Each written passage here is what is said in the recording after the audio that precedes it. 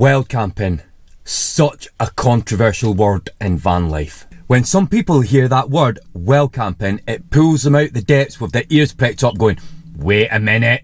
Wild camping is a word that a lot of people that enjoy van life use for the following reasons. If you're staying overnight in a van and it's a camper van and it's not an official campsite, sometimes it might be somewhere that's remote, sometimes it might be on a lay-by on a main road. Not drawing attention to yourselves and obeying the leave no trace rule. Not parking up and partying outside someone's house and getting a barbecue out and acting like an idiot. This will certainly draw attention to yourself. Getting some rest and then moving on in the morning, like I said, by leaving no trace. This, to me, I'm using the word in this video, this is, and to a lot of others as well, is wild camping. Yes, I know, all the purists out there, they're on the keyboards now and getting really angry and everything and throwing the computers about and saying, that's not wild camping. Listen, relax. Just for the purpose of this video, when I say the word wild camping, this is what I mean. So, now that we've cleared that up, it goes without saying that some common sense is needed if you're going to be wild camping. Looking for somewhere to stay and you decide that you're going to park outside someone's house or you're going to park outside a business or something and you're going to stay there overnight, you're most certainly going to draw attention to yourself. If you was parked up somewhere like this, and you are going to draw attention to yourself, and some locals might even come over and they might ask you, like what you're doing and like why you're here and things. And do you know what?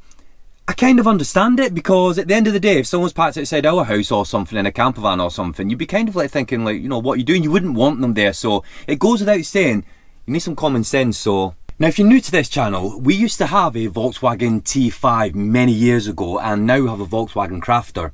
Now, when we had our Volkswagen T5, one of the things that we wanted to do for a long time was wild camp. But I'm going to be honest for you, for at least a year, we was a bit hesitant to do something like this because we was concerned that we would stick out and lots of people would always be like, oh, you know, like what you're doing and things. What we've come to realise over the years of van life is, let's just say that you're driving past a lay-by or something and you see a camper van or a motorhome parked up. You might look at them and say, oh, they're wild camping. Then you keep going, getting on with your day, and not even a minute later, you're going to forget about that, because at the end of the day, what does it matter to you if someone's wild camping there? At the end of the day, if you're wild camping and you're doing it like in an area like, you know, where you're not, like I said, sticking out and causing a nuisance, no one cares. Now, I know what you're thinking. Some of you purists out there, wild camping, should you, shouldn't you, legal, not legal? That's not what this video is about. So you've found your wild camping spot, it's nice and remote, you've got the view that you've wanted, you're ready to enjoy a really relaxing stay with the amazing views. You relax, you go to bed, and then during the night, you get the knock. What do? Now, some of you might never heard of this term, the knock, and it's a very common thing, and you know, there's a lot of people in van life that like say that they have had the knock during the night. Some of them seem a bit sort of like, really, did you? But you know, that's social media for you. But anyway, what is the knock? So the knock basically means that like if you're wild camping somewhere, that someone during the night, they might knock on your van window or like anywhere obviously on your van. Now, the reason that they're doing this is to obviously get your attention. Now, if someone was giving you the knock, why would they be doing that? The most common reason is you might actually be parked on private land and the landowner could be knocking on your van window to tell you to move. Now, let's get one thing clear here. If someone is knocking on your van window during the middle of the night, there should be only one legitimate reason that they're doing that. And like I said, that is to tell you to possibly that you have to move. If you're parked on private land and you don't have the permission of the landowner to stay there, do you know what? It's reasonable that they are going to ask you to move, and do you know what? You should do the right thing and you should move on. Now, there is only one of two people that should ever ask you to move in a situation like this. Like I said, number one could be the landowner, and like I said, that's reasonable if they're going to do that, if you know, if you are on someone's land. And two, the police. Now, what you need to understand is, unfortunately, there are some crazy people out there. Now, if you do get the knock during the night and they claim to be the landowner and they're telling you, you know, that you shouldn't be there, at the end of the day, the right thing to do is to move on. Now, they might not be the landowner. Like I said, they could just be someone that's crazy, that could be up to no good. In a situation like that, the best thing to do is, number one, Do not unlock your doors and do not get out. Listen to what they are telling you. If they're explaining themselves and like saying that you shouldn't be there and everything, again, it's time to move on.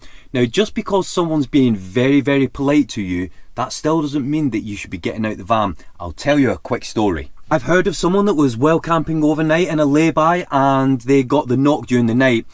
The people that gave the people that was camping, that was wild camping, when they gave them the knock, they said to these people that was in the camper van, they had a flat tyre and they said that they was willing to help them in the middle of the night.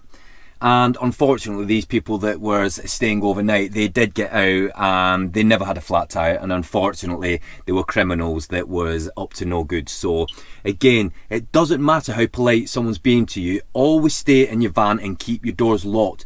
Just move on. Now, another thing that you need to understand is the only other people that should be knocking on your van door, if there's a reason for it, is the police.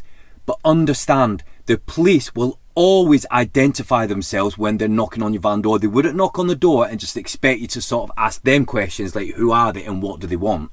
Now, some landowners, they might not want to approach a van or anything, so what they might do is they might ring the police and like ask the police to come and get them to move on. Or the police might just be going past and they know that you shouldn't be staying there, and they will come over and, like I said, they will give you the knock and ask you to move on.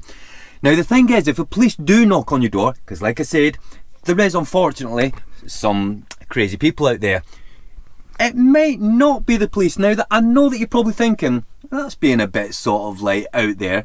But at the end of the day, when you're wild camping, you need to like look at different situations and what you would need to do. Now, the thing is, like I said, the police, they would identify themselves. If you're still not certain, ask the CID, because if the police are doing the job properly, which as we all know they should be doing, you ask to see some ID, any good police officer is going to be actually happy that you are questioning this situation.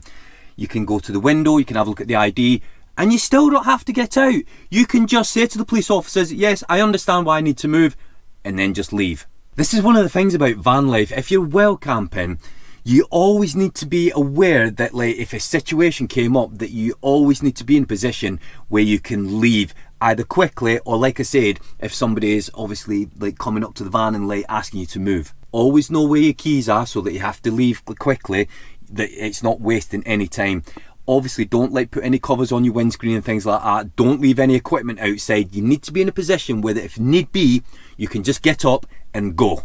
Now, that could be other situations where you are asked to be moved, like if you're wild camping overnight, and this could be if you're parking in a car park or something, because someone from the council or, you know, the forestry commission or someone like that, they could come in and like tell you to move. Now, the thing is, in a lot of these car parks, there are a lot of signs that do tell you if overnight parking is permitted anyway, so...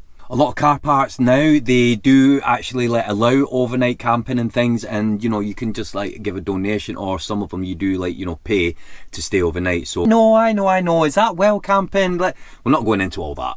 So come on, calm down, keyboard warriors, calm down. Not all wild camping is illegal. There are areas that you can stay, and I said not all. So have we ever had the knock? In 9 years of van life and wild camping all over Europe and all over the UK, we have never had the knock. We once had an issue that we had to deal with some idiots, but that was it. So have any of you ever had the knock? Put it in the comments below and share your experience with everybody, and if you've got any tips or anything, let us know, because like people reading the comments, it might help them if they have this situation themselves. Thanks for watching. Until the next one, hit that subscribe button, hit the like button. Bye for now.